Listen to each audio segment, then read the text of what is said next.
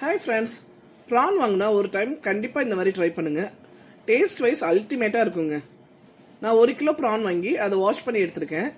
அதுக்கு 1 ஸ்பூன் இஞ்சி பூண்டு பேஸ்ட், 1 ஸ்பூன் தனியா, 1 ஸ்பூன் மிளகாத்தூள். நான் மிளகாத்தூள் வந்து கடை மிளகாத்தூள், அது காரம் அதிகமாக இருக்கும். ஸோ அதனால நான் 1 ஸ்பூன் சேர்த்துருக்கேன். நீங்கள் காரத்துக்கு தகுந்த பார்த்துக்குங்க.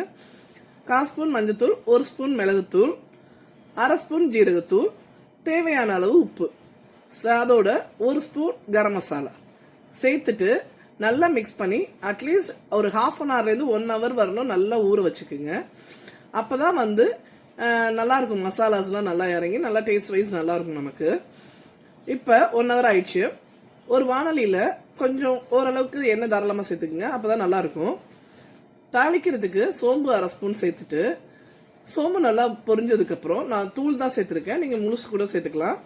ஒரே ஒரு பெரிய வெங்காயம், இந்த பெரிய வெங்காயம் நல்லா கோல்டன் ப்ரௌன் ஆகிற அளவுக்கு வறுத்துக்கலாம், ஓரளவுக்கு கலர் மாறும்போது.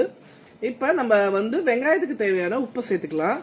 நம்ம வந்து ப்ரானுக்கு தனியாக உப்பு சேர்த்துருக்கோம், வெங்காயத்துக்கு உப்பு வேணும். ஸோ அதனால் வெங்காயத்துக்கு தேவையான உப்பை சேர்த்துட்டு, இந்த பாருங்களேன் ப்ரௌன் கலர் மாறி வர ஆரம்பிச்சிருச்சு.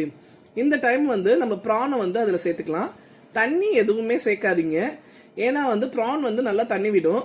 ஸோ அதனால் தண்ணி எதுவுமே நம்ம சேர்க்க தேவையில்லை, நம்ம இன்றைக்கி ட்ரையாக தான் பண்ண போகிறோம்.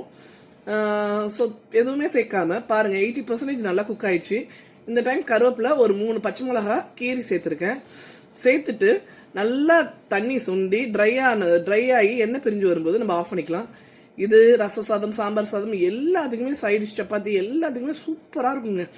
டேஸ்ட் வைஸ் அல்டிமேட்டாக இருக்கும். இந்த வீடியோ வந்து பிடிச்சிருந்தா லைக் பண்ணுங்கள், சப்ஸ்கிரைப் பண்ணுங்கள், கமெண்ட் பண்ணுங்கள். தேங்க்யூ.